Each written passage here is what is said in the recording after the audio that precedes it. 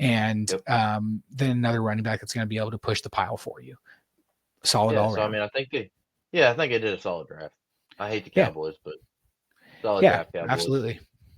Yeah. So anyway, like I said, let's get on to the Dolphins here. They got Kenneth Grant, another Michigan guy, man. They're all over the place in this whole draft. Like we have like 3 in the top, Yeah, 13? Michigan had some good products. Yeah, I mean, I know they didn't have a great season this year, but they really put out some great people.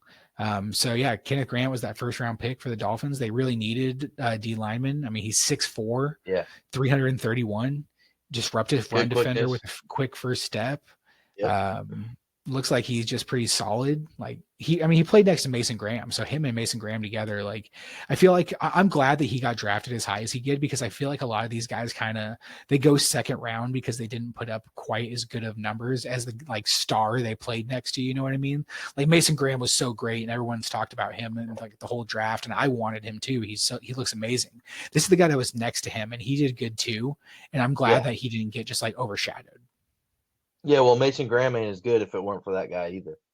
Yeah, absolutely. Both of them, they played well together. Yeah, yeah. So. Yeah. So the Dolphins will and they went offensive lineman. Good. Yeah. They need that. Got to make sure Tua don't get no more concussions. Yep. They're always trying to improve that offensive line. But then, that's always a good thing to do. Yeah. Then they added I heard more to good the things defense. about him. Yeah. Jordan Phillips has good. Excellent. I heard a lot of good things about him. Yeah. Yeah. He has 11% pass rush win rate, which that's really high, and a 7.6% run stop rate. So he's on all around good. Yeah, he's a good player. Then they got Jason Marshall out of Florida, cornerback. I don't really know much about him. Yeah, it looks like he was highly experienced. Oh wait, no, yeah, dude, he was on the Gators. Yeah, he's big. He's 6'1", 201, good size. And he's a good. I think he's a good press corner, if I remember right. Okay. Yeah, I mean, that's great. They needed cornerback help. I mean, especially with the potential to get rid of Jalen Ramsey. I mean, I'm surprised they didn't address it a little bit earlier, but it sounds like they're kind of going with like they like who they have at cornerbacks is what it sounds like, and they're trying to improve that D line, because if you improve the D line, the cornerbacks have an easier time. You know, it's a team sport. It all goes together. Yeah. Yep. Exactly. And then getting another safety in there, they need to address that. Yeah. They needed that. Yep. And, it looks like he's good. He's versatility. He plays in the slot, box, deep, missed tackles. He improved a lot. It looks like he was really bad at missed tackles in 2023, 18. Yeah, that's crazy. And then to a 4.8, that's a huge improvement. And I'm sure that like really wowed coaches. The fact that you can look at something that you did so bad at and then change it into that's great. Yep. And then running back, you get Ollie Gordon. From what I understand, he's a little bit bigger. So that's kind of like a change of pace, which they need, because you have Achane who's super fast. Yeah, but you need someone else to fucking take over and do something. So that's great. That's good. Yeah. His best season was Oklahoma State. Was in 2023 when he ran for 1,732 yards. That's pretty impressive. Great.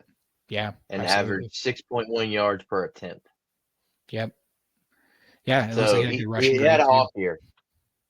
Yeah. So, but that might be, you never know. I don't know much about Oklahoma State, but like, it could just be that the offensive line that year wasn't that good, and or the offense in general. Sometimes that happens. You have a bad quarterback, you have a bad offense in general. You don't have good receivers, so everyone's just keying on you.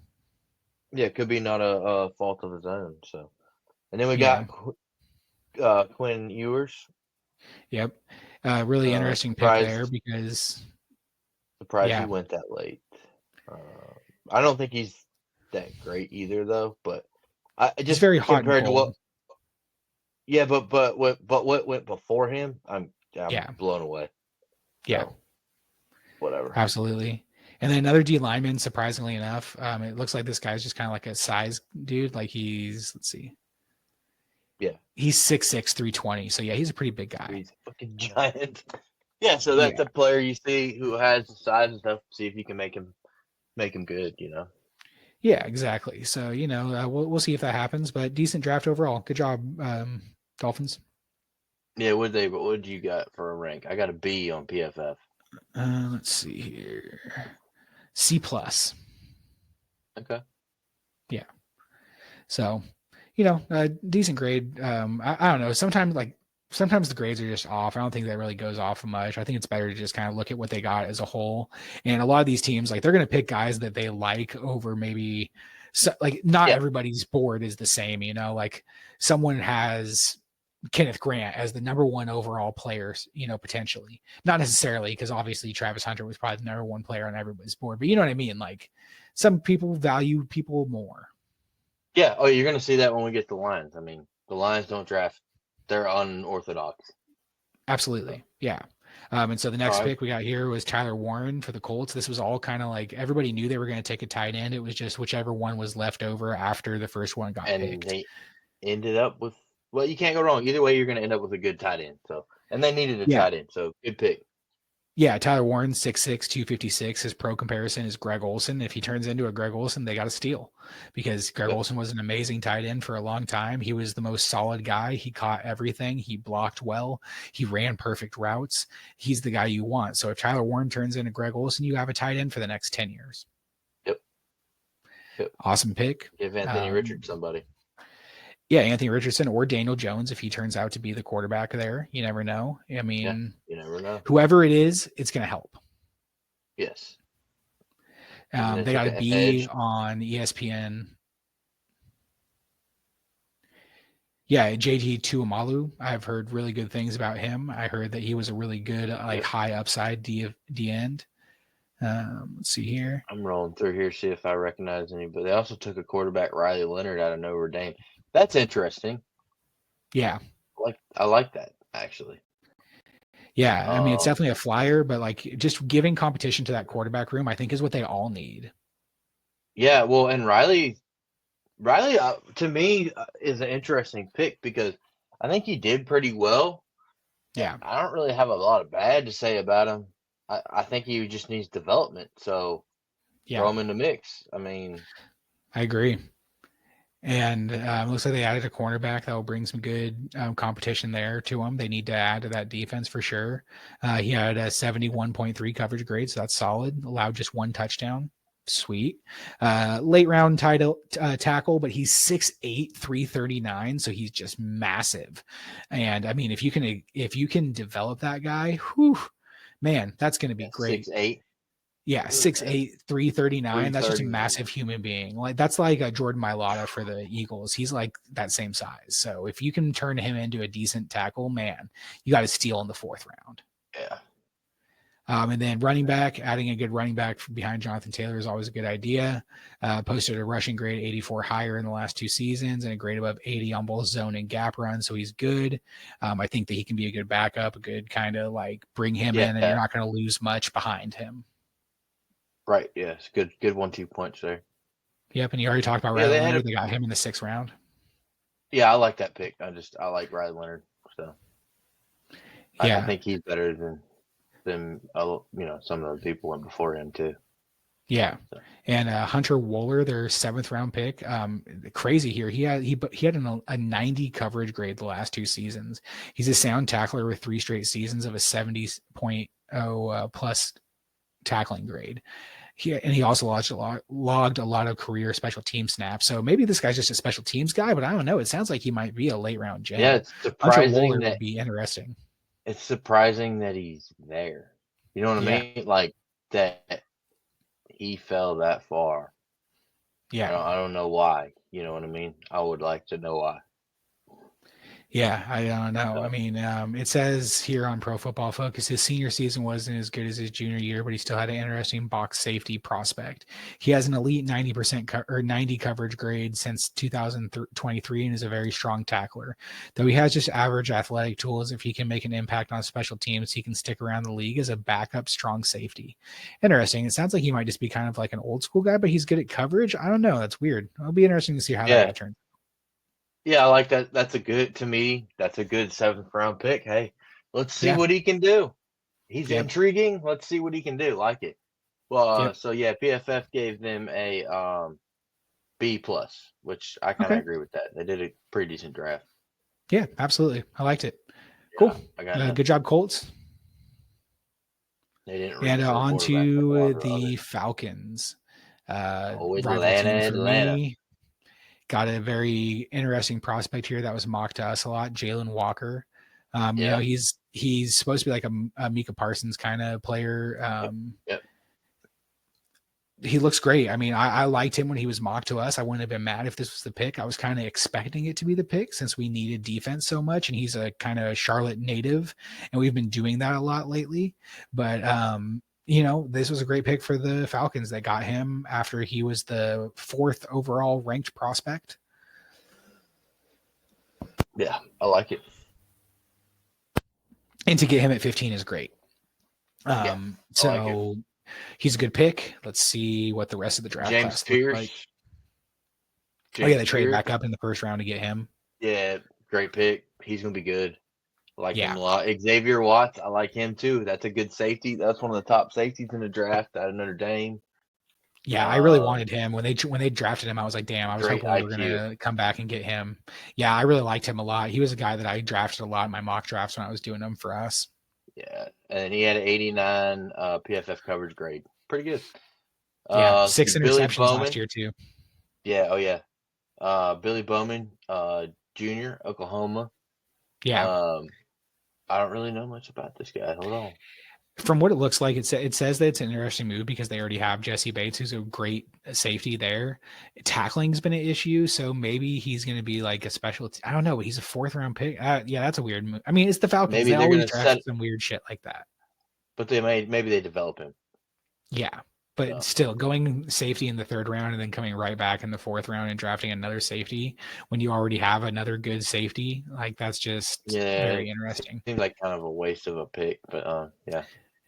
Yeah, especially in the 4th round when I'm sure there was better people. Yeah, I mean, dude's 6'7". Monster. Yeah, I feel like we're just seeing a lot of these monster dudes just keep going. You know, it's like we see a monster come in and everyone's like, "Oh, late round pick, yeah, draft the 7-foot left tackle and see if we can turn him into anything." See if we exactly. I wonder if that D tackle from Florida got drafted, like the 485-pound dude. Oh, yeah, let's see. Well, we'll find out here in a minute. Yeah. Yeah. I want to know if that. Remember, there was that one wide receiver I liked that was like 6'5". I think he was at TCU, but he wasn't like the number 1 receiver at TCU. I don't know if he got picked or not, but no, I can't remember that one. But yeah, so the Falcons got a C from Mel Kiper, and I kind of agree with that. Like, you had Jalen Walker and James Pierce, so you got really and good Xavier on that Watts, first. Dude. Yeah, those 3 picks are good, but you traded so much to go back into the 1st round. They traded a 1st round pick next year. No, that's true too. They gave him that's a lot to give up to go get James Pierce. Like, I feel like you could have waited and gotten like another good defensive end in the 2nd round. Yeah, but James Pierce was one of the better ones. Well, no, I don't really disagree, but like I feel like the amount that you traded up a 1st round pick for that guy, like that's a lot to give up for that. And I know they needed it, and I don't know. I think that's just a lot to give up. I think that's probably why they got such a bad grade, and I don't really disagree. Yeah, and then drafting Billy Bowman is just like a total head scratching move. Like, I don't understand that one at all. Yeah, I don't understand. I don't agree with that at all. Yeah. So, I mean, I think they get an A- because the value for Jalen Walker is really the biggest thing. Cause he was like, everybody had him rated in the top like 5 or 6, and you get him at 15 is great. So, but you know, I mean, I don't like the draft, but they're also a rival of mine. So maybe that's just my bias. No. Anyway, moving on. Arizona. All right. So I'm just going to throw this out there that I think Arizona is probably one of the best drafts.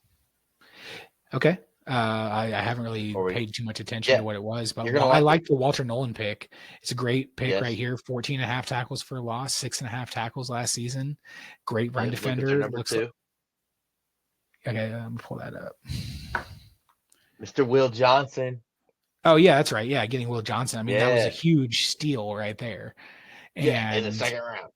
Well, and so I heard the knee issue with his is similar to God, who was it? Might have been Todd Gurley, but basically what it is like his knee's going to hold up for a good like 7 to like 10 years, or like 7 to like 8 years max. And then it's just going to break apart. Like, it's just going to like totally, he's just going to be done. So but like Yeah, exactly. We'll see. You never know. It could be way better than that. He could last a whole 15 years and it's never going to be an issue. But that's just what I heard is like, that's why he dropped and people were afraid of that. But that's great value in the second round. He was a top 10 prospect. Huge. Yeah, he's like one of the best corners in the league. Yeah, absolutely. And then adding Jordan Birch, the edge from Oregon in the third round was a good pick too. He's a good edge. Yeah, I think he's going to I heard good things about Cody Simon, played from that Ohio State. And then adding his teammate Denzel Burke, the cornerback from Ohio State again. Yep. Another good pick one. There. In the fifth round, too. Like, he's good. Yeah, so they're Hayden really Cooper? remaking that defense. Hayden Connor. Oh. No, it's Cooper, isn't it? I think it says Connor. Arizona? No, it does say Cooper. It says Connor on ESPN. Yeah. It is. It says it is Connor. It is supposed to be Connor. Okay. Yeah. Okay. Okay. Yeah. Yeah. So guard Texas pass protection, giving up 0 sacks on 617 pass blocking snaps last season. Nice. That's great. Adding him in the sixth especially round. in the sixth round. Yeah. Fuck yeah. I mean, this guy looks like he's good too. Looks like he's a special teams guy though. He recorded an 88.5 coverage grade and logged 100 or 1,010 special team snaps in college. So he's probably just going to be special teams, and then maybe he'll develop into something actually worth something. Yeah, but that's a really solid draft. Yeah, absolutely. I mean, even all the way down to the sixth round. Like, yeah. Okay. Yeah, Mel Kiper gave him a B-. I think that's a little low. I think I would have given him probably like a B+, maybe even an A. Oh, I'd give him like that draft. A. Yeah, I think an A is probably deserved just for getting Will Johnson in the second round. I think is deserving of an A. And Jordan Birch, I feel like Jordan Birch should have gone earlier too. I don't disagree. I think it was a good draft for them. Yeah, I liked it. I like their draft. One of my favorites. Yep, I don't know if it's absolutely. my favorite, but one of them for sure. It's a good one. Yeah, can't go wrong. It's one of the top. And then the next one we have here is the Bengals. We all knew this was going to be a defensive pick. They went defensive end, so it's either going to pair with, what's his name? Stewart. Trey Henderson, or he's going to take over for him. Trey Hendrickson, I'm sorry. Trey Hendrickson, yeah. Yeah, so it's either going to pair with him or replace him. Either way, they got a good defensive end. Shamar Stewart had a lot of good grades on him. I heard that he was a lot of people like him at the end. He didn't have a good PFF grade, but he's a high potential guy. He had a good run defense. I was going to say 88.2 PFF grade for run defense. So that's where he's a run defender. Yeah, I mean, that's where he's going to start out at, but he's 6'5", 267. He had the best broad jump and second best vertical jump out of all the edge defenders. His 1.58 10-yard split ranked third, and his 4.59 40 was fourth. So he's fast. He's strong. He's going to be a good run defender, which is a great thing to start with. And the Bengals just need a defense. You know, everyone talked about how bad our defense was. The Bengals' defense was probably just almost as bad. They just have an elite offense to cover that up. Exactly. Demetrius Knight out of South Carolina, linebacker. Good pick. Yeah, I heard a lot of good things about him. He's one of the oldest prospects. Yeah, I was going to say, I heard that he was really old, but that's not necessarily a bad thing, because sometimes, especially I think on a defense that's as bad as this, bringing in a guy that's been around for a while in college and played for a while, he's already kind of got the veteran mentality, so he can come in and he can kind of maybe be a steadying force there. PFF grade against the run is good, coverage is good, pass rush is good. He looks like he's a solid guy, and that's sometimes bringing in a solid guy is almost better than bringing in a guy that's a super, super good. I mean, not, you always want the superstar guy, but do you know what I mean? When it's bad, bringing in average is such an upgrade that it helps so much. I mean, that's just good. Yes, exactly. And then let's see. Go ahead. Dylan Fairchild. I think that's one of their best picks. Yeah. Right there. He was one of the best guards. Let's see. He allowed just 1 sack in his whole college career. That's pretty good. Yeah. Yeah. So, I mean, always protecting Joe Burrow is a priority. Yep. Then Barrett Carter. Okay. Linebacker. 3-year starter in Clemson. Yeah. That's pretty good. I like having people brought in that like our 3-year starters. At the very least, like he can be a good backup. You need this guy to come in for like 10 snaps because dude needs to go get stretched out or get a bag of IV or whatever it needs to be because it's hot, or you know what I mean? Something like that. Bring in Barrett Carter. He can come in for 10 snaps and he's not going to be a liability. Yeah, exactly. And then Jalen Rivers. Yep. Good developmental tackle. Blocking grade 78.8. Basically just gonna be a backup. Not a bad thing though. It's always good to have backup tackles that can just swing around and be on left or right. Getting a running back was kind of an interesting move because they had Chase Brown and they had someone else too.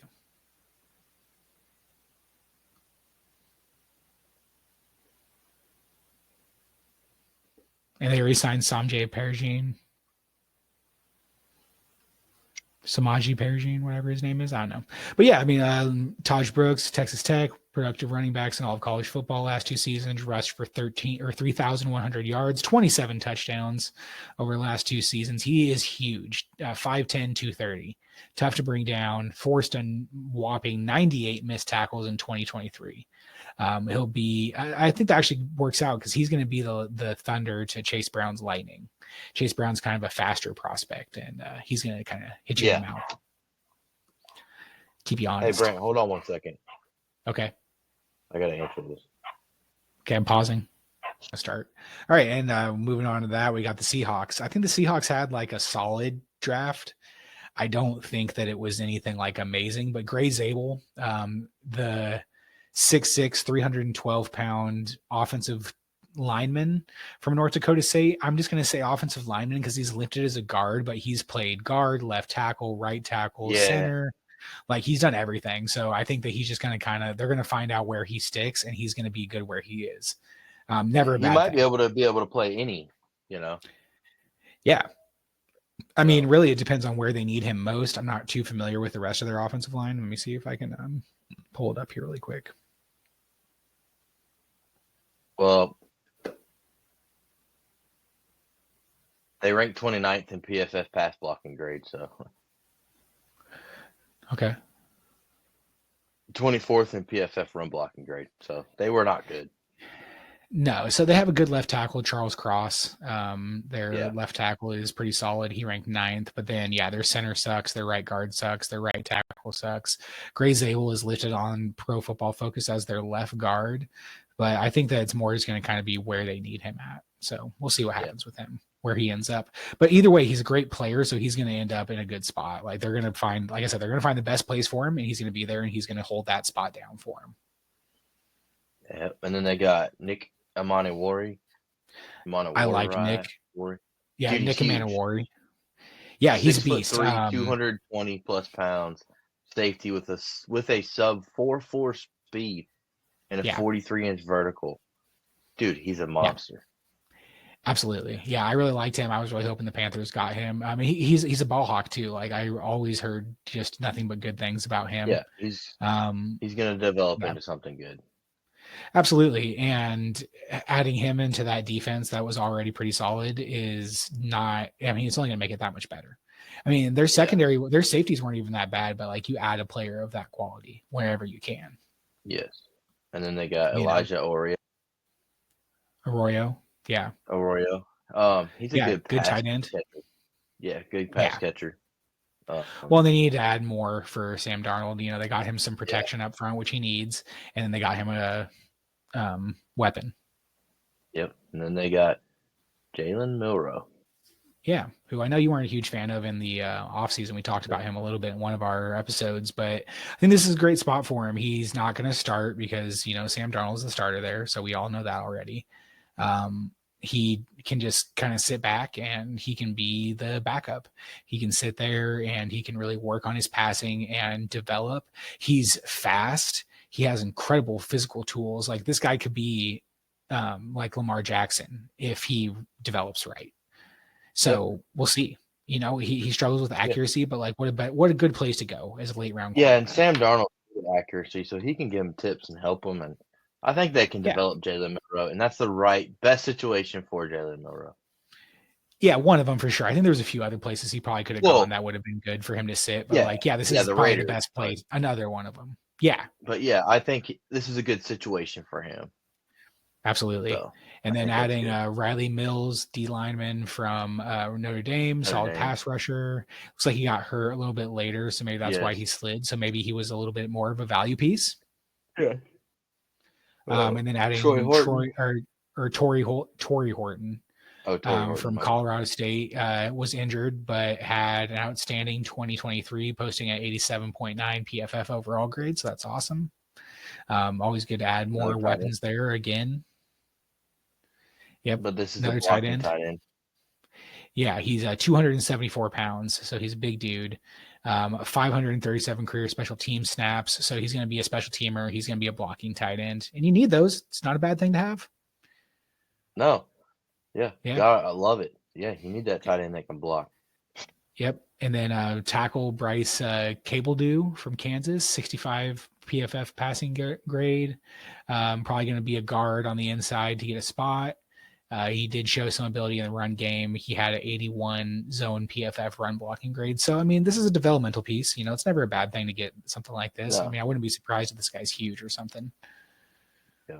6'6", 315. So, yeah, pretty big guy. Yeah. Be a guard. Be developmental. Yeah. And then Damian Martinez. Yep. I don't really have a whole lot to say about him. I mean, he's a running back. He's a big back. He's 6 feet. And he's 232, so he's a productive, you know. He's I guess he's just a first down or like I need a yard, you throw him in kind of guy. Yeah. Well, it looks like he was ranked really high on Pro Football Focus. They had him ranked number 80 and he got drafted at 223. So that's huge. Yeah. Maybe. So good for them, you know. And then Mason Richmond, Iowa tackle, started 4 years at left tackle, 79.6 pass blocking grade, and only gave up 2 sacks. That sounds like a great 7th round pick. Yeah, you can't be mad at it. Yep. And then Ricky White, a receiver, extremely productive, played outside, looks like he's short. Probably gonna be a slot. He gained almost 3 yards per route run. That's pretty good. UNLV. He's 6'1", 190. He's not that small. Yeah. But yeah, I mean, you know, still looks like a solid pick. What Pro Football Focus grade give him?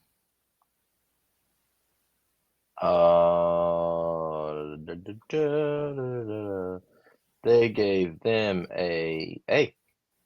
Nice. Yeah, they got an A from Mel Kiper as well. So I think that's pretty on point. Yeah. Pretty good draft. All right. And then on to the Bucks here. Another rival for me here. Emeka Egbuka, receiver out of Ohio State, 6'1", 202. I mean, it's a good receiver.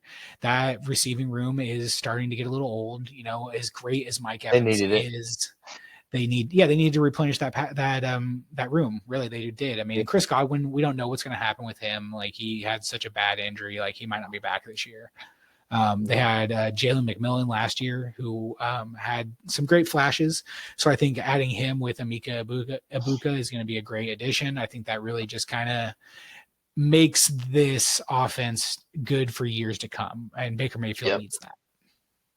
Then they got Benjamin Morrison, which was one of the better cornerbacks in the draft. Another one I really liked. I wanted to get him as well. I was sad to see him gone by the time we picked, but great pick right there. 84.3 PFF coverage grade, charting in the 87th percentile. He should be a starter right away. And they went back to another corner in the 3rd round, Jacob Parrish. Yep. 3rd best advanced coverage grade in the draft class. He's fluid and fast, can play inside or outside. So it sounds like they just redid their secondary, which sucks for us. But I mean, how tall are these guys? Let's see here. Benjamin Morrison and Jacob Parrish. 6 foot and 5'10". So yeah, good luck covering Tet. Good luck covering T-Mac. You guys are going to need it. David Walker, edge rusher, elite pass rushing grade in each of his 3 seasons. His production is attractive in addition to his ability to create pressure. He posted a 92.6 run defense grade. So, I mean, it sounds like this guy's a pretty solid prospect, but from a smaller school. So is Elijah Roberts from SMU. Yeah, they did that again. They went back-to-back corners and then back-to-back edges. And then they took Tez Johnson, who we all know because that's I can't ever remember the Broncos quarterback name for some stupid reason. Bo Nix. Bo Nix. That's Bo Nix's brother. Oh, really? Okay. Yep. Brother-in-law or something? No, brother. Brother? They adopted him. Yeah. Oh, cool. They took him in when he played for Oregon. Oh, okay. Yeah, yep. So I mean, good for him. I know he's not an athlete because he ran like a 4.7 or something crazy like that. And he's faster. He's faster on the field. He plays faster than what he ran. Yeah, that's kind of what I've heard. So great for a 7th round pick. It's not a bad idea to take a chance on those kind of guys. No, he could be developed into something pretty good. Yeah, and what did Pro Football Focus give him? Let's see here. A B+. Okay. Tampa, they got a B by Mel Kiper, so a little bit less, but yeah, not bad. I don't necessarily disagree with either of those. I like it. Yeah, me too. And then moving on to the Broncos here, Jahdae Barron. This is really just the rich get richer. Adding him to this secondary and to this defense is just unfair. I love it. It's an amazing pick. That's a nasty. I mean, dude, that's gonna be a nasty secondary. It really is. It's just gonna be crazy. I mean, him there. It's all just gonna be crazy. They're gonna be able to lock you down. It's gonna be I'm very curious to see what that defense looks like. Yeah. And then their second round going with RJ Harvey. I kind of heard about like him being a really good back, but there was better backs ahead of him or that were ahead of him that they didn't pick. But I mean, he seems like he's good. He shows incredible contact balance, 69 missed tackles last year, elite change of direction. So it sounds like he's an Alvin Kamara. 43 touchdowns over the past 2 years. That's pretty crazy. They compared him to Alvin Kamara. So yeah. So, okay, makes a lot more sense than if you think about it that way. And I'm sure, he's going to be a good running back for them. Sean Payton knows how to get the most out of running backs for the most part. He hasn't for the last couple seasons, but I think the running backs they had just weren't that good. Yeah, exactly. Yeah, and then bringing in Pat Bryant, receiver out of Illinois. He's 6'3", 200 pounds. He's not the fastest guy from what it looks like, but he's strong hands. He's a big dude. He can block. His 84.5 receiving grade is good. So I think that this is like a good developmental receiver. That's huge. Like if you can just maybe get him up a little bit faster and bring him along a little bit better, then this guy could be a really big asset. Yep. And Savion Jones out of LSU. That's a good edge. I also took Quindarius Robinson out of Alabama. Another good rush. He earned an elite 90.3 PFF pass rushing grade. Yep. Yeah, so 2 solid edges, trying to get some depth and help that defensive line out. They also took a punter. Yeah. Yeah, Jeremy Crawshaw. Yeah, 27 punts inside the 20-yard line. Okay. Damn, yeah. That's pretty good, dude. Yeah. Yeah. His hang time is very good. 4.21 seconds. Yeah, you need to improve that a little bit, but I mean, 45.8 yards a punt is pretty good. He's going to be all right. And then it looks like this other tight end they got here, Caleb Lohner, he only had 43 receiving snaps and only caught 5 passes, but 4 of them were touchdowns. So he's a dual sport athlete. He also played basketball. It's like this is just Sean Payton trying to take another shot and see if he can get Jimmy Graham again. Yeah. And that's what they compared it to. So, not a bad draft there. They get a B on Pro Football Focus, I see. And then what did they get? They got a B- from ESPN. So, I mean, I think it was a solid overall draft. I think they get a really high grade for Jahdae Barron, but the rest of it was like people that you can tell that they just liked these guys. Like they didn't really like have the like grade and the like pedigree of like where they got drafted. But like Sean Payton went and got Alvin Kamara. He went and got a big receiver. He went and got a good D end to help that has like he needs refinement, but he is going to be good. Double dipped at the edge position and went LSU and Alabama. Got a new punter. Got a tight end that is just a big high point guy. And if there's anyone that can develop someone like that, it's Sean Payton. So good job, Broncos. Solid overall. And that defense is just going to be nasty with today. So. Derek Harmon for the Steelers is going to be our next pick here. Great pick there. Again, he's a fast D tackle, 6'5", 313 pounds. I mean, they needed to replace depth and talent on that D line. Cam Hayward's getting old. Good pick. He's 36 season. Exactly. So, it's we can't really complain about that. I'm surprised they didn't go quarterback, but good for them. I'm surprised they didn't, but yeah, I agree. Good pick. Good a lot of people are always, picking quarterback. Remember, I talked about this before. We're gonna go take a quarterback because we have to, and that's. Yeah. I mean, sometimes that's great, but like you can probably get more sure picks out of the first round. That aren't gonna be. There's way more busts at quarterback, so I applaud them for not doing that. I agree. So and then. Let's see who else we got. Caleb Johnson out of Iowa. Yep. 21 touchdowns last year, 86.5 Pro Football Focus grade. Yeah, he's gonna be pretty good. He's got to replace. Yeah, he's got to replace a Najee. Yeah, which is not really hard to do. Yeah, and they didn't have a second round pick because they traded that for DK Metcalf. So if you add that into this, like you get a kind of a boost there. Yeah. Now Jack Sawyer. As a steal at in round 4. I'm just saying, Jack Sawyer. I think it's gonna be pretty good. I agree, and he's gonna be solid. That's just the rich get richer in the defensive end or the edge position because they have so many good edge rushers there. And then we got Black. Yeah, looks like he's a good run defender. Yeah, I think so. It's quite the name. Yeah. I mean, that is what. Black. Yeah, it looks like he's a great rim defender. So that's going to be a good defensive piece to have on the inside there. That's going to open up more for Jack Sawyer and the other edge rushers there. Yep. And he can grow with their first round pick, Derek Harmon. And I want to say to Derek Harmon, shouts out to you, man. My heart goes out to you. I know his mom passed away right after the draft. I know that he was able to tell his mom. Yeah, he was able to go to the hospital and tell her. So. Yeah. I'm glad she held on long enough for that. And I'm really sorry to hear that, man. But you at least you got to tell her and you get to realize your dream of being in the NFL. She's gonna be watching over you. So. Yeah, and you're gonna be you're a first round pick. More power to you, my friend. Anyways, Will Howard, the next pick here, quarterback, Ohio State. They got a quarterback. He won a championship. He's solid. Like he's got that prototypical quarterback size. At 6'4", 235. So, you can't really be too mad at it. His Pro Football Focus not in the 6th round every year. Yeah, like I don't think this is a bad pick at all. 96.3 deep PFF pass rating grade. Okay. Yeah, that's great. And he had a 79.6 adjusted completion percentage in 2024. That's not bad.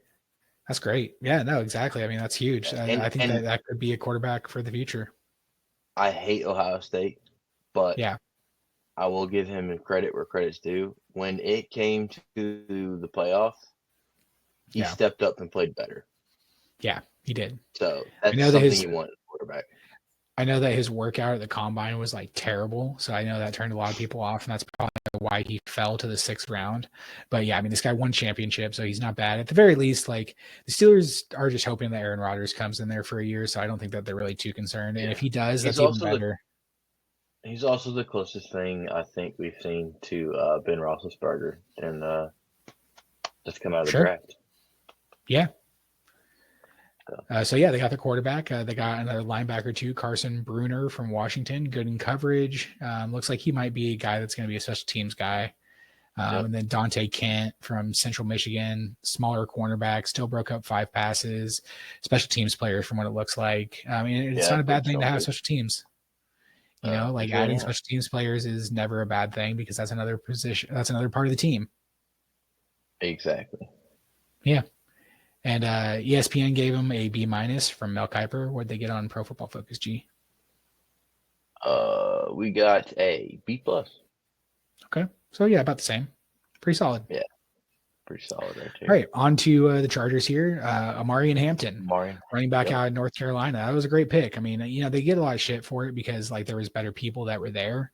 But, I mean, he matches what Harbaugh likes. Like, he's strong. He's fast. He's quick. Like, he just does everything. Like, he's a good running back. Yes. He's going to be a good running back. Yeah. I mean, 221 pounds and ran a 4.6 or 4.46. Like, damn. He's ready. So, yeah, absolutely. And that just changes that offense. That's going to open up a lot for Justin Herbert. That's going to open up a lot for that whole offense. Yep. And running behind that offensive line. Yeah, it's going to be good. He's going to like. They also got Trey Harris from Ole Miss. Yep. Yeah, that was a good pick. He had a down year this year. Yep. He topped 900 receiving yards in 3 straight seasons. His 95 receiving grade against man coverage is the best in his class. And he is also one of the top vertical threats. His size and length gives the Chargers a strong red zone target as they look to complete McConkey out of the slot. So nice. Yeah, I mean, I like it. That's a good addition. He's pretty decent. Let's see what the size is of him. While you look that up, I got the D lineman Jamari Caldwell from Oregon. He had a breakout season in 2024, had 22 pressures from the interior after logging 16 across the previous 2 years combined. Stout against the run and quickness and ideal size. So it sounds like just a Jim Harbaugh player. Like he's just that kind of guy from Oregon. Kyle Kennard, another D lineman edge from South Carolina. He was the 81st ranked player on Pro Football Focus's big board and went 125. So that's great value. He can play on the edge. He can play outside linebacker.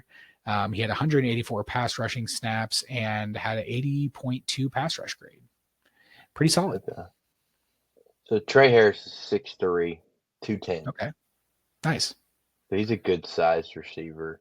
Yeah. His receiving grade was an 89.4. Beautiful. Yeah. And like we said earlier, 95 versus man coverage, which is the best in the class. Yeah, that's great. He was also above average in the contested catch rate and yards per route run. So that's huge. He's solid receiver. Hell yeah. And I mean, they added another receiver later on, Keandre Lambert-Smith. He's a field stretcher. Yeah, he ran a 4.37 40. Crazy. Oh yeah. He had a career high 13.8 yards average depth of target. So yeah, he's a burner, which you need to have. Every offense kind of needs to have that because you need to keep defenses honest. Yes, everybody needs a JMO. Yep. And then tight end, they got Andre Gadsden II out of Syracuse. Contested catch guy, I guess. 60.7 contested catch rate. Ranked second among all college football tight ends with 9 deep catches. Nice. Okay, so he's a burner too. And then another favorite of Harbaugh, the giant tackle, 6'6", 330. Yeah. Yeah. So he just had a knee injury, it looks like, and that's why he slipped back. Yeah, so it looks like this is a great pick, and he's going to be probably like a guard for them or something because they're set at tackle with Rashawn Slater and Joe Alt, so he's probably going to have to kick inside if he wants to get anything. But I mean, what a great guard at 6'6", 330. Like they have Mekhi Becton too. They signed in the offseason, so they just got some big size on that offensive line. Yeah, Harbaugh, he gonna run that football. Oh yeah, absolutely. And then we got the safety R.J. Mickens out of Clemson. 108 ranked player and got picked at 214. Wow. His dad was an NFL player and he looks like he graded out pretty good. So he's probably going to be special teams in the 6th round, but who knows? He earned an 89.8 PFF overall grade. Yeah, that's pretty good. So maybe he's going to, maybe he's just like one of those picks. Then they drafted another safety though. Like, I don't really understand. And he's good too. He's 6'3", ran a 4.45, and had a 77.7 run defense grade. So it sounds like they just got, like, those two guys are probably special teams. And maybe they'll develop into something eventually. But yeah, a 6th and 7th round pick, they might look good. But that's a press man. It just depends what you want. If you're going to play man, that's a press guy right there. 6'3". He runs 4.4, so he's pretty fast, and he's big, you know. So. Yeah, no, definitely. Good pick there. They got a B+ on Mel Kiper. Yep, B+ on PFF. Perfect. And then the Packers doing something they haven't done since 2002, drafted a receiver in the first round. Matthew Golden. He was there at the draft. We got to watch him on our live episode, and it was cool to see him come out, though, to like the whole crowd there and everything. Like, you got drafted at the hometown team, and that's an awesome experience. I'm sure that he's going to remember for the rest of his life. And he's a good receiver, the number 2 ranked receiver in this draft after my boy T-Mac. So he's 5'11", 191. He ran a 4.3 40, so he's fast. He's decent size. He's a good receiver. Yeah, I like him a lot. That's a great pick. Great pick for Green Bay. If they really want to see what they have in Jordan Love, this is what they do. They just surrounded him with more weapons, and we'll see what happens. Yes. And they got Anthony Belton, North Carolina State tackle. He's pretty good, actually. Yeah, it looks like he's probably going to be a right tackle. Yeah. Yep. 87.3 pass blocking grade. Pretty good. Ranked among the best in the nation. He allowed just 11 total pressures in 2024. Pretty solid. Yeah. Then they got another receiver, Savion Williams from TCU. Seems like they just load up on receivers. Oh, that's the receiver. The one you're talking about, the 6'5" dude? Yeah, dude. 6'5", 225. Damn. Dude. Damn, he's a good they got him too. Why they gotta go get him? Fuck Green Bay, man. He dropped 8 passes though. Yeah, that's fine. You can fix that up. Yeah, but he did have a contested catch rate of 88.9. The best receiver in the class in contested catch rate of 88.9%, dude. That's crazy. Yeah, that's a great pick. Dog. He's gonna be a dog. He's giant. That's nuts. Watch out. 6'5", 225. Yeah, that's a big dude. That's Calvin Johnson size. Yep. Like, no shit. And then adding edge, Berrien Sorrell from Texas. It looks like he's a depth piece, so he's going to be rotational. 48 total pressures, which is crazy. I mean, that guy's just going to get after it. They double dipped on edge, and they went Colin Oliver. Looks like he got hurt. He went back to his more natural position on the edge. Sounds like he might have been on the interior. Or no, he was off ball in 2023, so he was even further off. So he's more of a traditional on the line D end. Had 16.8% of his pass rushing snaps where he created pressure, so that's pretty solid. Went back to the D line again. Warren Brinson from Georgia. He was there for 5 years, and he looks like he was just a rotational piece the whole time.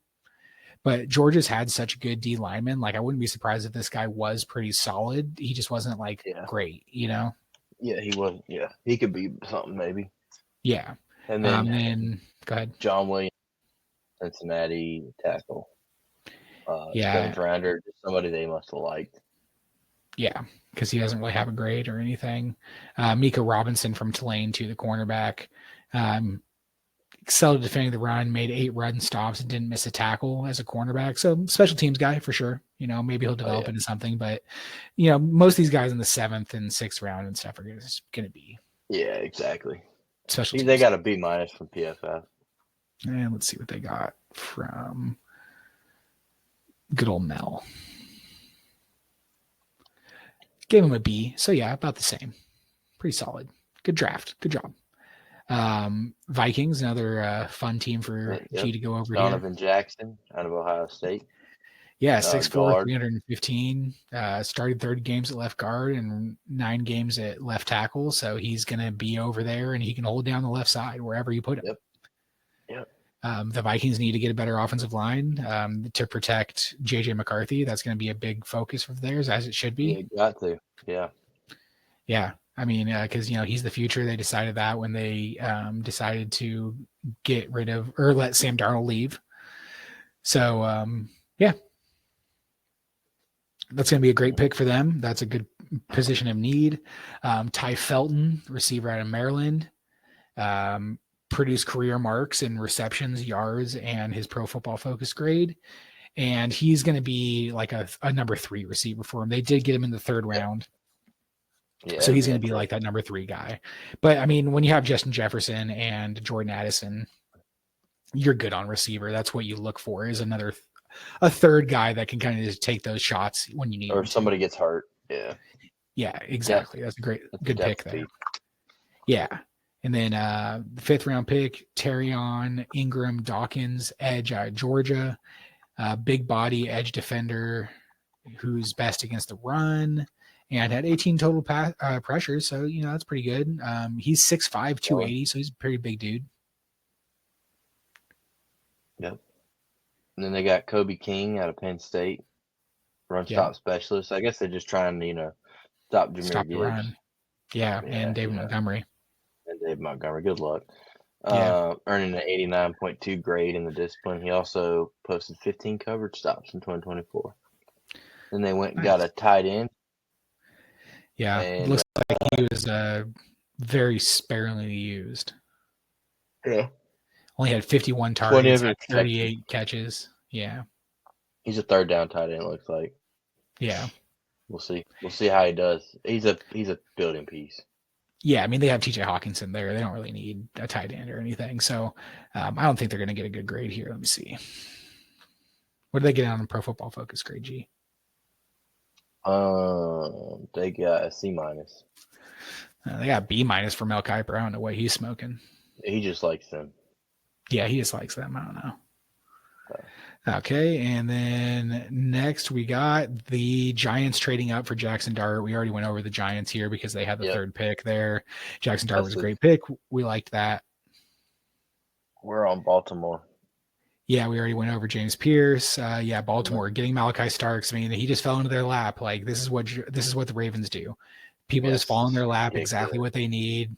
Malachi Starks was a great safety and the best safety in the draft. Yeah, I think so. I mean, he's a beast. He was number 1. Yeah, he was number 2 on ESPN, but I agree. I think he was number 1 as well. 3-year starter, 197 tackles, 23 passes defended, and 6 picks at Georgia. 3-year starter at Georgia. That should have been all you needed to hear. He's the real deal. And then, of course, another one falls in their lap.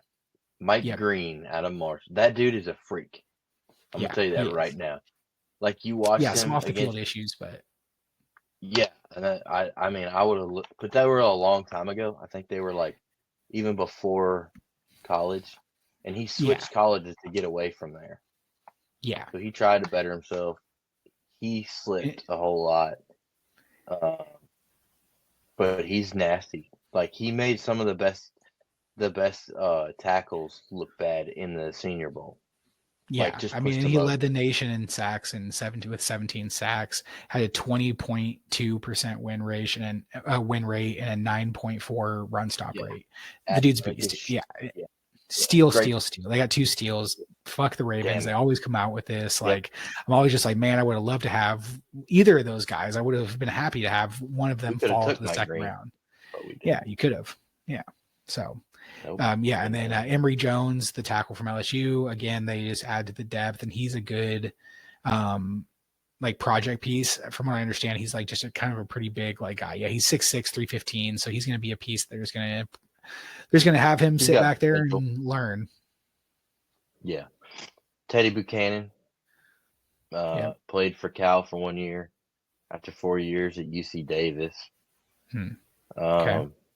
He finished with a PF grade between 72 and 76 in run defense, coverage, and pass rushing. So solid, all around.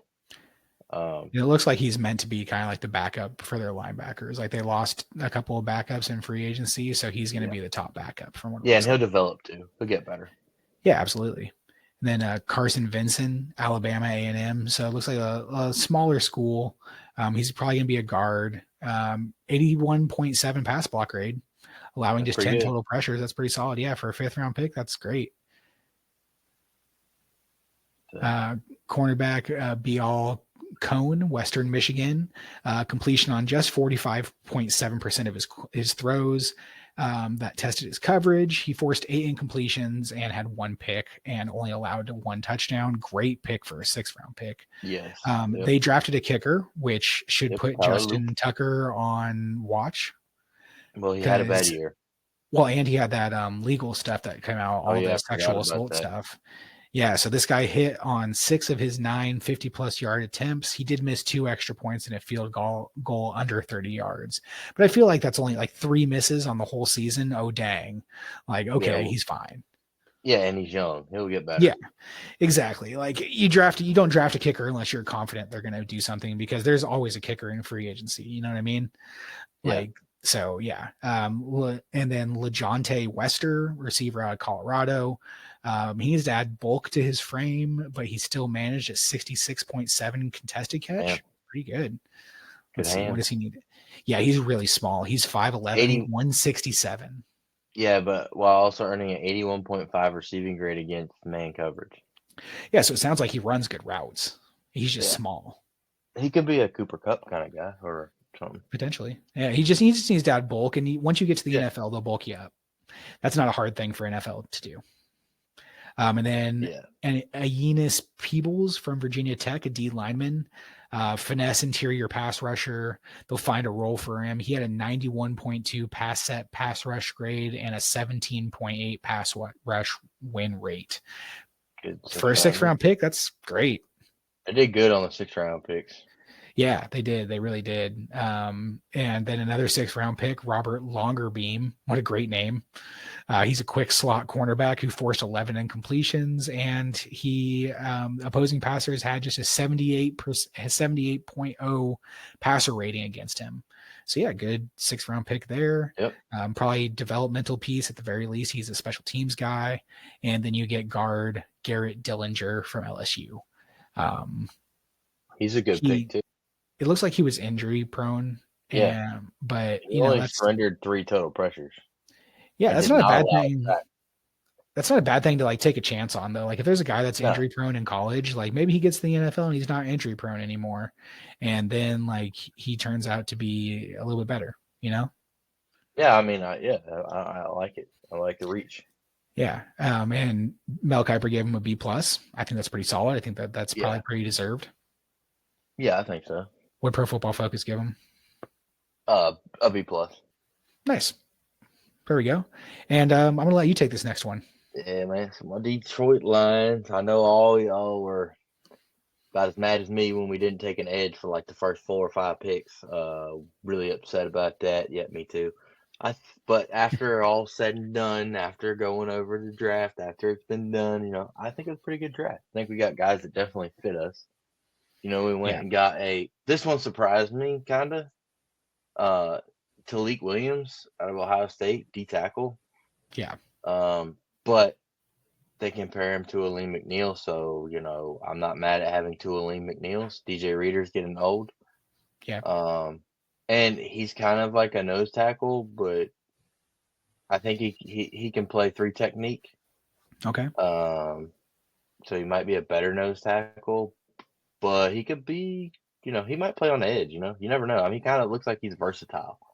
They said that about Aleem McNeil when he came out too, so we'll see. Well, on Pro Football Focus said he doesn't win as a pass rusher consistently, but he fits the need for a pocket pusher. So he may not like win there, but he's going to move people off their mark, which is what you need. Like you said, he's going to plug the hole. He's going to plug the hole. He's going to stop the run. That's what he's going to do. Well, he had 100 tackles, 18 tackles for a loss, and 5.5 sacks over the last 2 seasons. Yeah. So like he's just productive. 7.8% run stop rate. So pretty good. Yeah. Yeah. Great pick. And then Tate Ratledge. Yeah. Go ahead, dude. It's all you. I mean, yeah, Tate Ratledge, love that pick. That's a good guard right there. Solid. I mean, our offensive line is getting a little older. Especially with Graham Glasgow had a bad year this year. So, you know, and Taylor Decker's getting old. So, and so is Ragnow. So, but I mean, that's good because we already have 2 other young guys. So I think adding this guy really helps out. I think solidify our O-line, make sure we're good. And definitely give some depth. He probably will start. So he might start. Wingo is going to be probably he was the developmental piece we got last year. I think he's probably still developing. Christian Mahogany played really well. And that was his second year, I think. So he should be ready. So I think you'll see Tate Ratledge and him going, mixing in there a little bit. At the very least, it's adding to depth. Yeah. I think, yeah. But we'll see. He's powerful. He had a 77.3 pass blocking grade, ranked above 70th percentile nationally. Pretty good. Yeah, just 2 sacks Georgia allowed over 3 years. Good. Yeah. 2 sacks over 3 years, I'll take it. Hell yeah. This is the one that puzzled me. Yeah. Isaac Tesila. All right. Yeah. Now, I know he's a Michigan boy. Okay. All right. He's a Michigan boy. He went to high school in Michigan. Oh, and he has always wanted to be a Detroit Lion too. So, whatever. I do like his size. He's 6'4", 217. Yeah. All right. I like Sure-handed. That. Didn't drop anything last year. No, he didn't have any drops. Explosiveness, sure hands. Yeah. I mean, he's a big slot apparently. I don't know that he's going to be a slot. He's a good Tim Patrick replacement. Yeah. So I understand the pick. I just, I'm like all y'all. I really wanted an edge rusher. Yeah. But again, I think Tyleik Williams is still going to help Aiden Hutchinson. So yeah. It is what it is. Then we went ahead and got Miles Frazier, another guard, good guard. 128th ranked player at 171. I'll take it. Yeah. Yeah, I mean, getting that depth along the offensive line seems like it was important for you guys. Yeah, 88 pass blocking grade, allowing no sacks all year. Here we are. We got another one. I mean, our offensive line is deep. Yeah. Which is good. I mean, we want Jahmyr Gibbs to be able to run the ball. We want Jared Goff to be able to throw the football. I mean, Jared Goff needs time, and that's important. So that's his game. Yep. Then, guys, we finally go get an edge rusher, and I love this guy. Yeah. All right. I don't know if y'all seen the phone call with Dan Campbell, but he literally told Dan Campbell, oh, yeah. So he calls Dan Campbell, and they're talking, and he literally tells Dan Campbell, I will die on the fucking field for you. And I'm like, if that ain't a Lions player, I don't know what is. So he was born in Egypt. Yes. First Egyptian player in the NFL. Cool. That's cool. But he's a dog. He's got a high motor.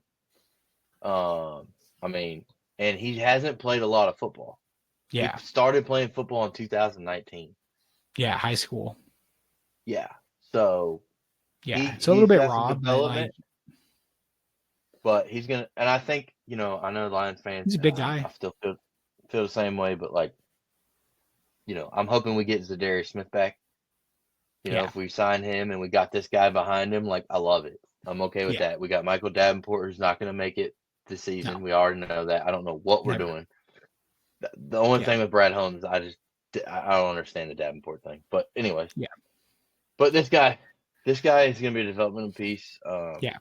Could turn into something. He could be something good. He converted 10 of his 63 pressures into sacks, while also recording 18 run stops en route to helping Boise State reach the college football playoffs. So I think he's good. I think for a 6th-round pick, I think it's a great edge. Pick. I'm okay with Brad Holmes waiting to pick one. He went and got players that weren't going to be there. Yeah. There were a lot of good edge rushers, but this guy seems to have the right attitude. Yeah.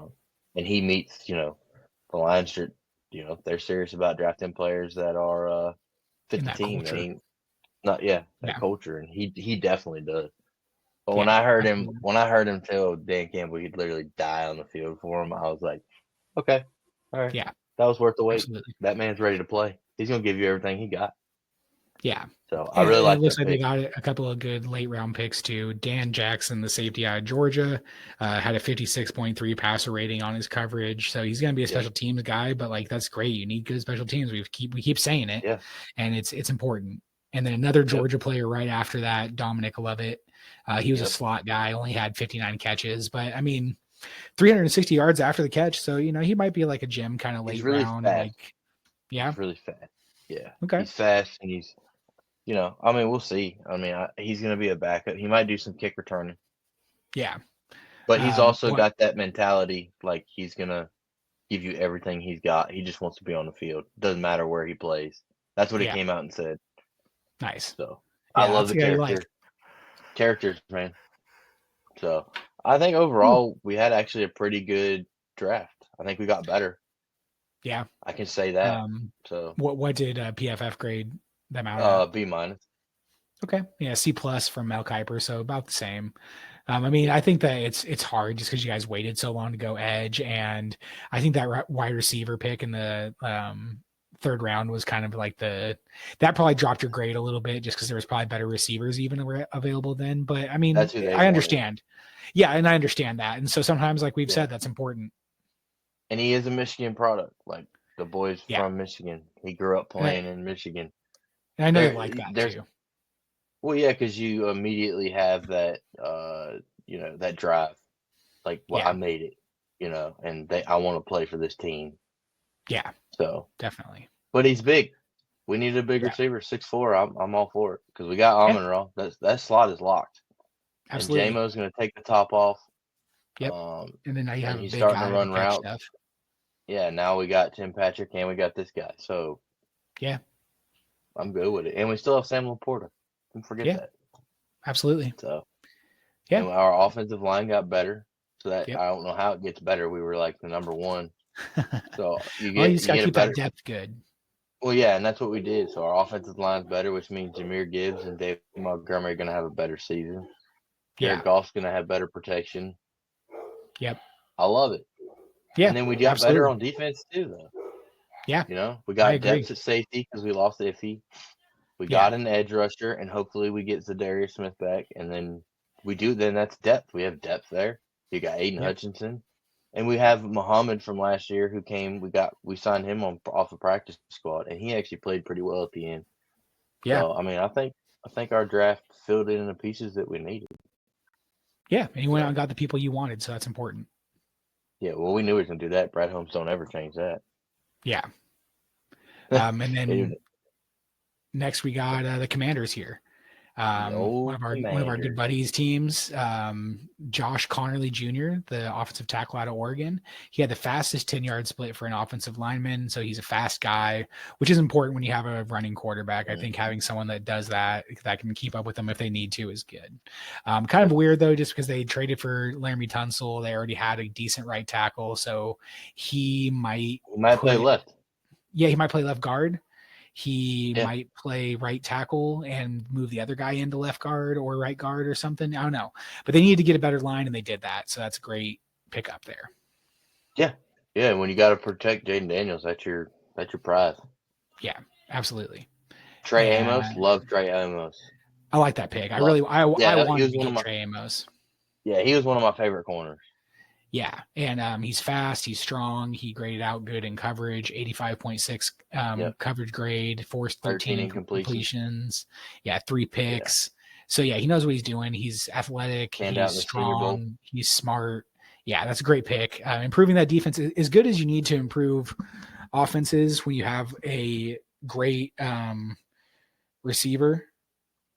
Or when you have a great quarterback, I mean, like you need to improve that defense too, because if you just don't take advantage of that and you just have a shitty offense or a shitty defense and a great offense, it doesn't matter how good that quarterback is. You're never going to win anything. Yes. Yep. So, but then adding Jalen Lane, Virginia Tech receiver, he was rotational, played a lot of slot.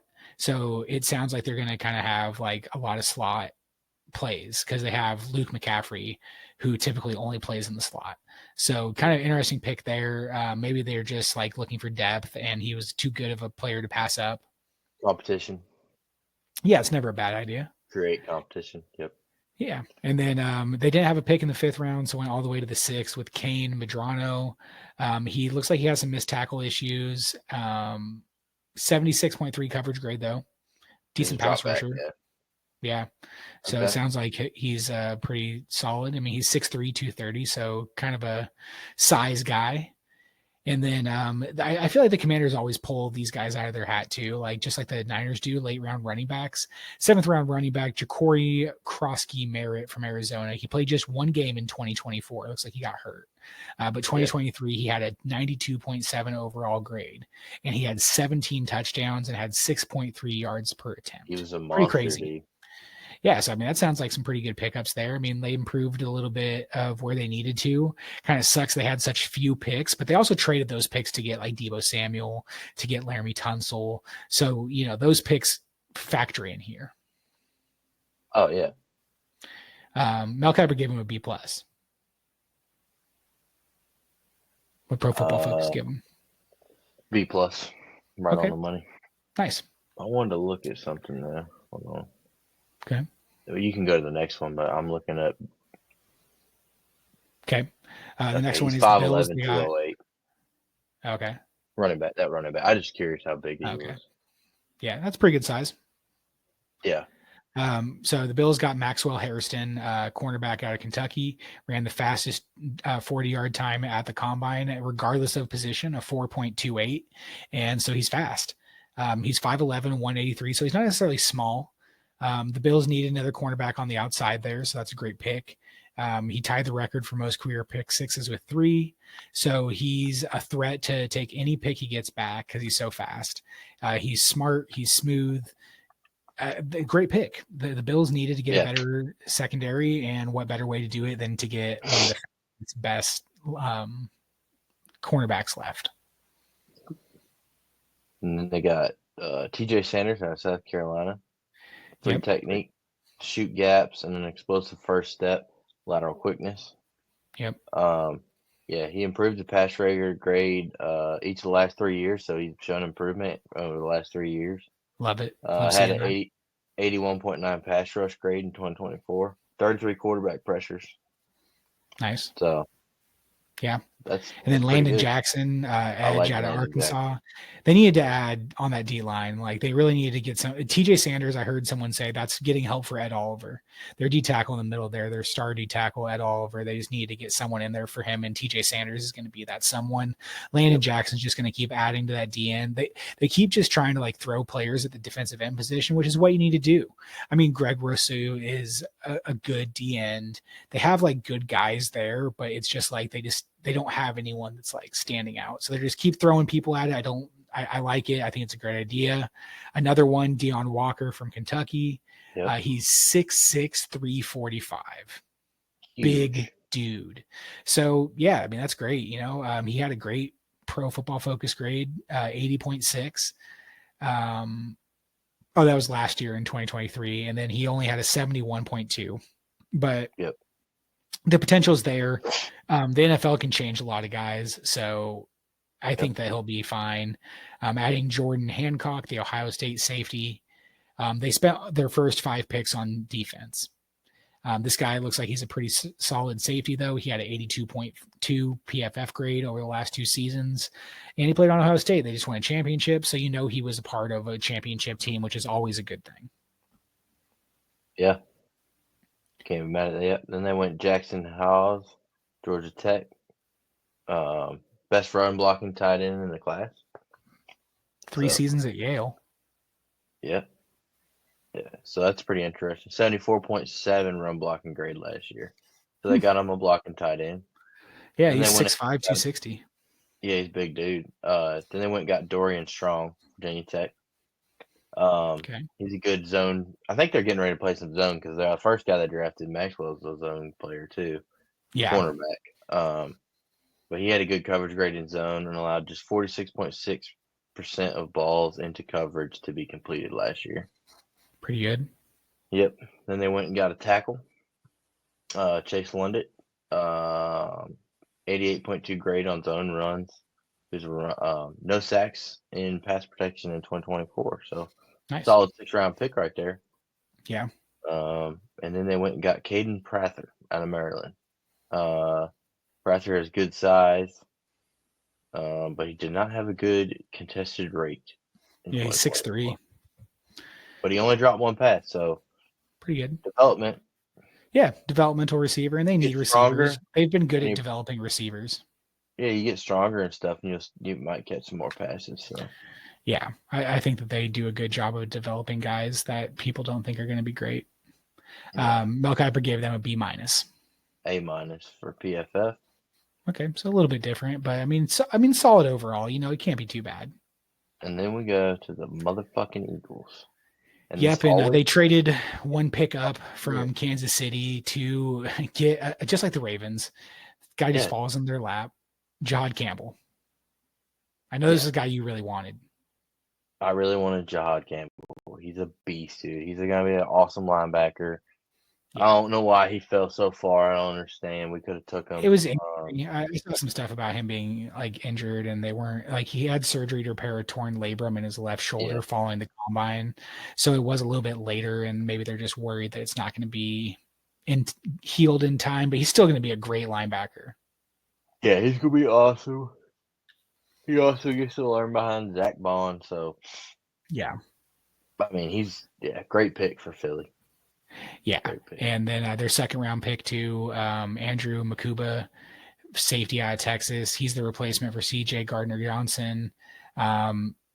Dude looks like he's great. A 90 overall cover grade. I actually wanted this guy. I was hoping that we would get him in the second round. Excellent coverage grade, forced incompletion on 26.1% of targets. Terrific ball skills, had 5 passes intercepted, and only allowed a 12.1 passer rating last season. So, I mean, this guy, the rich get richer. They got their first round pick, and Jahad Campbell is going to make that defense just nasty once he gets up to speed and comes back healthy. Andrew Makuba is going to set in there and be that other safety there and just really take over. That's just nuts. And then D-line, they got Ty Robinson, Nebraska, high-end athlete, high motor. Strong foundation. Yeah. So, again, they lost Milton Williams, so this guy's just going to replace Milton Williams. 43 quarterback pressures. Yeah, that's nuts. Yeah. That's crazy. That's a lot. Yeah, that's a lot. And then they went for another corner, which is weird, but, it's never a bad thing. They did lose Darius Slay. He was best in zone coverage grade of 80.5, 38 throws into coverage. He allowed just 21 catches. Pretty good. Yeah, that's pretty good. Yeah. Another linebacker from Georgia. The Georgia pipeline from Athens to Philadelphia continues, is what they say on Pro Football Focus, and it's true.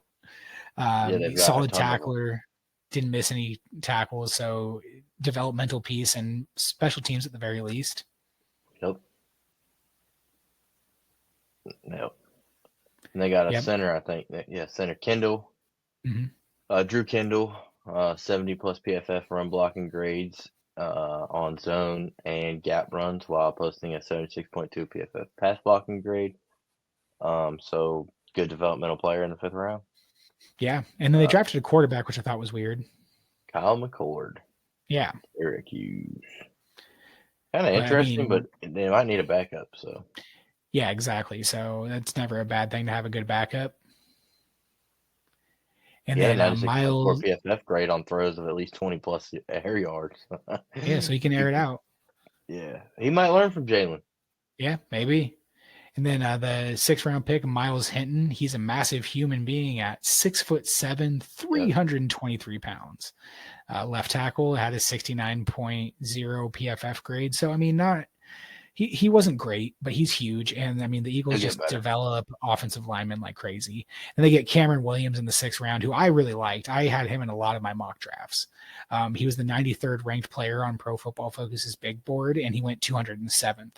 So, he could be the long-term answer to Lane Johnson. Yeah, and he's going to develop, and they do a good job with that. So. Yeah, because Miles Hinton, the guy they drafted before him, it seems like he's not quite he's not quite ready. But Cameron Williams, he dude was a starter. He was graded high. How he fell to them at this point is just crazy. And then they draft another undersized edge rusher in Antoine Powell-Ryland from Virginia Tech. Explosive traits. He had a 16.9 pass rush win rate and had 14 sacks. So they just find these guys that just everyone's where do these guys come from? This is where they come from. They come from nowhere. Yeah.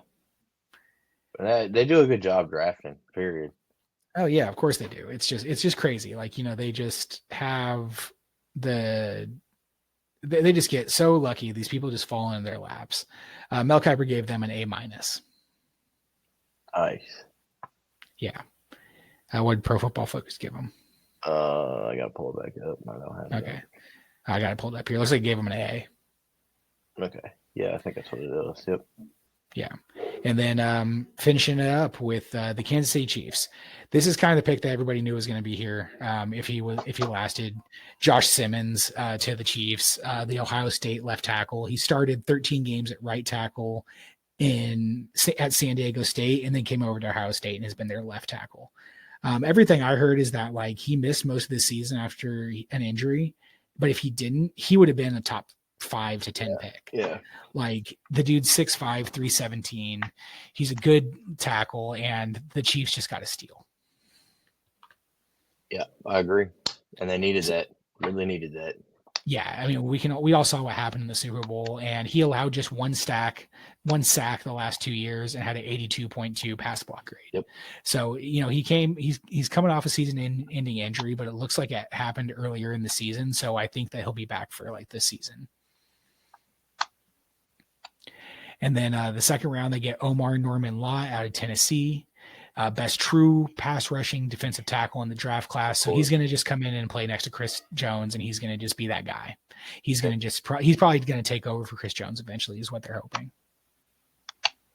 Yeah, he's a beast. Yeah. And then go ahead. Ashton Gillett out of Louisville. Yeah. Yep. Edge rusher. He had an 89.9 pass rush grade in 2024. So he's a good run defender too, with an 84.8 and a 78 in 2023 and 2024. So good edge rusher, solid. Yep. They got Noel Williams out of Cal, quarterback. Yeah, his length, physicality are exactly what the defense coordinator Steve Spagnuolo. Look, man, I can't read, dude. All right? I know, it's okay. For his defensive backs, he has 7 interceptions in 2024, powered by his 80.0 PFF overall grade, which actually is really good for third round pick right there. Yeah, that's great. And then Jalen Royals, the receiver out of Utah State in the 4th round. He can play inside or outside. He was the number 60 overall player, and he went 133rd. He had an 80.6 PFF receiving grade last year. So, just adding to that receiving group, which they need to do because those receivers suck, and Patrick Mahomes makes them good. Yes, he does. And then linebacker Jeffrey Bassa from Oregon. He was a safety before he turned into a better linebacker. And I like a lot of those. Like those players, I think, are just like really athletic linebackers, and that's great. And they also understand the game from a different lens because they played safety and played like a little bit further back. So I really like that. Okay.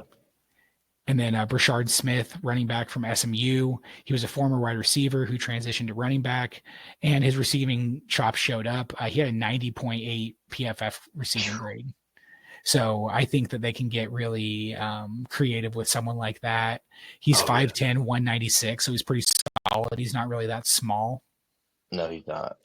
Like he is kind of small at 6'11", but like that's not terrible. And that size, like he's not small though. Like he's stocky. Yeah, I mean he's almost 200 pounds. I mean he's all right. Yeah, so Kansas City Chiefs get a B+ from Mel Kiper. Yeah, he's about my size. Yeah. And then looks like they got an A from Pro Football Focus. So, yeah, pretty solid draft for the Chiefs. Yeah. And, I mean, that really wraps everything up. There's a lot of really good picks here, and I like a lot of these picks. Pro Football Focus had some winners and losers. I'm just going to run over them kind of really quick. Cam Scatabo to the Giants. I think that is a good pick. Him being there with Tyrone Tracy and Devin Singletary, they're going to have like a 3-headed monster there. So that'll be good. Yep. And another winner they had is DeAndre Swift because the Bears didn't draft a running back until later, I think. I think they did draft one in the late rounds. Yeah, they did late. two tight end or two receivers they have on there, the receivers for the Titans. Because the Titans don't really have a lot of receivers. They have Calvin Ridley and Treylon Burks and got Tyler Booker or Tyler Lockett. I mean, so like they have a couple pieces, but like the two guys that they drafted are going to be big part of it. Yes. Yeah. A loser, they have Shadur Sanders because he got drafted in the 5th round instead of in the top 15 or so, like we all thought. Crazy. Yeah. And Judkins was, you know, they have him as a loser. I don't really understand. The Browns didn't re-sign Nick Chubb or Deontay Foreman. He could have a huge role, but the running back, so they had drafted another running back. So they got Dylan Sampson, but I don't think that's a bad thing. I think that's a good thing. Like having two good running backs, like if you don't have, you only had Jerome Ford. One. Yeah, you only had Jerome Ford. Like adding two more running backs is great. Yeah, and you don't want him to carry the ball every freaking run. I mean, yeah. Well, and then they have a loser here. They have Jonathan Brooks, the Panthers' 2nd round pick from last year, because we drafted another running back and we added Rico Dowdle in free agency. But like they said, it was understandable that we did that, but we spent a 4th round pick on Trevor Etienne. So it's like now it seemed like he was the future of the running back position for us a year ago, and now he might not even be second on the depth chart next year.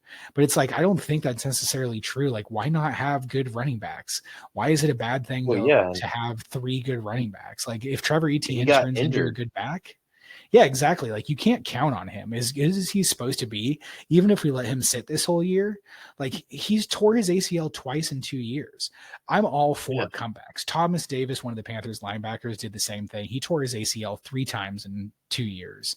Like and he came back and played and never had an issue with it again. But like, I'm not counting on that to happen again. You know, that's not a very common thing. Yeah, exactly. So, I mean, do I hope Jonathan Brooks comes back? Absolutely. I would love to have him, but I'm not mad at getting a good back like Trevor Etienne, who I like. Yeah, that's just in case, you know what I mean? Yeah. And I mean, worst case scenario, we have 3 good running backs. Be good. Yeah, you don't want to get stuck with your pants down. Yeah, exactly. So I don't know. I don't think that's necessarily true, but we'll see. No. I like the so let's hear some final thoughts, man. What do you think of the Lions draft? At first I was upset because we didn't get the edge rusher earlier. I still would have liked to get one earlier, but you know, overall after looking at it, I'm not mad at our draft. I mean, I like the guy that they did draft for edge, so that kind of makes up for a little bit of it. I mean, I know we needed a wide receiver. Yeah. I like the offensive line. We added to the defensive line regardless. Yeah. So, I mean, I actually really like our draft. I think we got better. So that's all I wanted to do was get better. You know, I think there's a couple of drafts here that we've seen that I don't feel the team really got any better. Yeah, I agree. So I'm happy with it. What about you? What you think about Carolina? I liked it a lot. I mean, the first pick, like I said, I wasn't like that. That wasn't who I wanted and who I expected to see. But you can't be mad at like a productive 6'5" receiver who already has good chemistry with your quarterback. You know, so I can't be mad at that. And really giving Bryce Young every opportunity to succeed is a huge part of it too. Yeah, you know, it's like it's sometimes you get mad at first, and then once you look at the whole picture, or you might find something out about the character or something that guy did or whatever, and you're like, you know what? All right, maybe it's not so bad, but you get so worked up, and you're not there either to know the situation. You know what I mean? So like, sometimes it makes more sense when you find out more information. And I mean, I really think that T-Mac was the best player available at the 8th pick. Like, I think that if we would have picked anyone else, it would have been more of a reach. Like, I know that a lot of places had Jalen Walker ranked really high, but like, I think that he was, I mean, I think Jalen Walker would have been a good pick if he was the pick. I wouldn't have been mad at that either. That's kind of who I expected them to go with. But like, I'm just like, dude, this guy is going to be a beast. And then, we addressed defense. We went back-to-back defensive ends in the 2nd and 3rd round. We had 2 guys that fit exactly what we want to do. They're good. They're young. They have traits that we like. They stop the run, and that's what we used to be known for. We used to be known for stopping the run and running the ball. So we're getting back to that. Every player that we've brought in, for the most part, has been kind of run centric. We're not looking to necessarily shut down the pass. We're looking to stop the run, so you have to pass, so we know it's coming and we can really attack you then. We have a really deep lineup of rushers that I think that we can deploy and really get after you once we stop the run. So all the guys that we have stop the run well, and I think that we can just rotate through all those guys to really attack offenses. Yeah. So I really like that. And then, adding another couple of guys, like we added ETN, and I think he's a good kick returner, and that's always a good thing to have, especially with these new kickoff rules. And then Jimmy Horn Jr., same thing, kick returner, speed guy, never a bad thing to have. So yeah, I really like it too. I think that they did a good job. It's nice to just kind of trust the front office for the first time in a few years. It's been kind of hard. Like, you go into the draft when your team sucks and it's like, oh man, what's it going to be like this year? And then this year I'm kind of like, man, like, I feel like they know what they're doing. Like, they did the same kind of thing that you guys did. Like, we went out and we got the guys we wanted. We did kind of let some guys fall into our lap, but we traded up for a lot of these guys too. So it was like, this is the guy we wanted. We're going to get him. And I'm cool with that. Like, as long as they're guys you want. The first round, I think you kind of have to let people come to you. But once you get out of the first round, especially in a draft like this that was so deep, I think you go get who you want. Go take who you want. Yeah, I agree with that. I don't think people are going to just drop in your lap if you have the opportunity to do it. And like, we had a lot of extra picks. We had 2 4ths, we had 2 5ths, we had you guys did have a lot of picks. Or we had 3 5ths, I think. Yeah, so it's like we had the ammunition to move around a little bit. And that's exactly what you're supposed to do with those late round picks. That's why you acquire them, because someone starts dropping from the second round to the third round. You go up and trade into the third round and go get them. Or same thing in the fourth round or whatever, Yeah. So yeah, I really like it. I think that they did that, and I'm excited to see this team. I think we're going to surprise a lot of people. I think, like I said, I think that Ejiro Evero is really going to turn this defense around, and we're going to surprise a lot of people. We'll see. Yeah, because we changed a lot of positions, and we're getting players back that weren't so healthy last year. And I think that we're just going to start off on like a really good point. And I think on top of that too, we'll start off better. Like last year with Bryce's struggles in the early season, like that really just kind of screwed our season a little bit. So, adding, he needs to develop. So now that he'll be better, we'll be good. We'll see. Yeah, I'm just excited.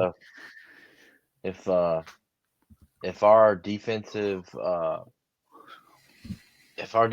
line has trouble getting sacks again this year, or we have more injuries on the defensive line, they will be calling for Brad Holmes' number here soon, because he hasn't addressed he has not addressed the edge problem like everybody thinks that he should. And he doesn't think it's really a problem, is what I've figured out. Like, he's like, nah, we got a good enough secondary. We're gonna make the interior good, and we'll figure it out. But I think it's pretty obvious. Yeah. So we'll see. But Muhammad might be doing good. This new guy we got might do good. So we'll see what happens. But I will say that he's got about this year. After this year, Brad Holmes is going to be in some muddy water if it doesn't work out very good. Yeah. One thing I want to jump on real quick, let's go over some undrafted free agents. I'm not going to go over any of these guys too much because they're undrafted free agents, so you never really know who these guys are going to be or if they're going to turn into anything. Yeah, and I mean, they're going to be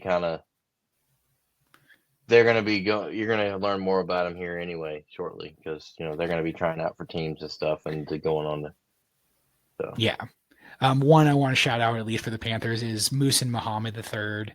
He is the son of Muhsin Muhammad that played for the Panthers, who has a Super Bowl record still, the longest touchdown reception in Super Bowl history, 87 yards. Muhsin Muhammad, his son, undrafted free agent receiver from Texas A&M. I'm glad that we at least took a chance on him. Your dad was awesome. I hope that you turn into anything. I've heard good things about Jacoby George, receiver from Miami.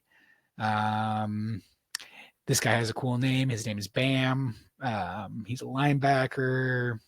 Corey Thornton, cornerback out of Louisville. A couple of safeties. Got a free agent kicker, Ryan Fitzgerald out of Florida State. From what I saw, he only missed a couple kicks last year. Let's see here. Yeah, he was 13 for 13 last year. 6 of 10 all time for 50 plus yards. He was 5 of 5 last year. So it looks like he improved a lot. He's 58 and 74 over his career, 5-year career. So he missed a good amount of kicks, but it looks like he improved this last year. Let's see. What do you guys do? Oh, no, that's Denver. We've signed a couple people. Keith Cooper. Yeah, so you got a couple running backs. Yeah, still no edge rushers. No, we did right here. He's Keith Cooper? Keith Cooper. Oh, he's listed as a linebacker. I don't know if No, he's DL, defensive lineman. Oh. Okay, it's listed as a linebacker on Pro Football Focus. No. Either way. He might be. Yeah, I mean, these guys might not really be anything. We'll see.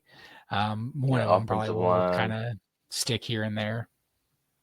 Yeah, cornerback, tight end, wide receiver, DB. I do like Ian Kennelly, Grand Valley State. He's a 6'2", 205-pound cornerback. Okay. DB. So nice. 19 pass deflections and 8 interceptions in his tenure. Pretty good. Okay. Yeah. I like it. So we've been looking at some wide receivers, a couple offensive linemen. Yeah, it looks like a couple running backs. Some big running backs. So, yeah, a couple players here and there. We'll see. We'll see what comes of next. I agree. So that's going to wrap up this episode here. Thank you for sticking with us for so long. And make sure to check out our previous episodes on all of the first 10 teams in the draft order here. We're going to continue with the San Francisco 49ers here probably this next week. And so make sure to give us a follow on Instagram, TikTok, Facebook, Spotify, really wherever you find your podcasts. Make sure to give us a listen, and we'll see you next time. Yep. Thank you. Yep. Later.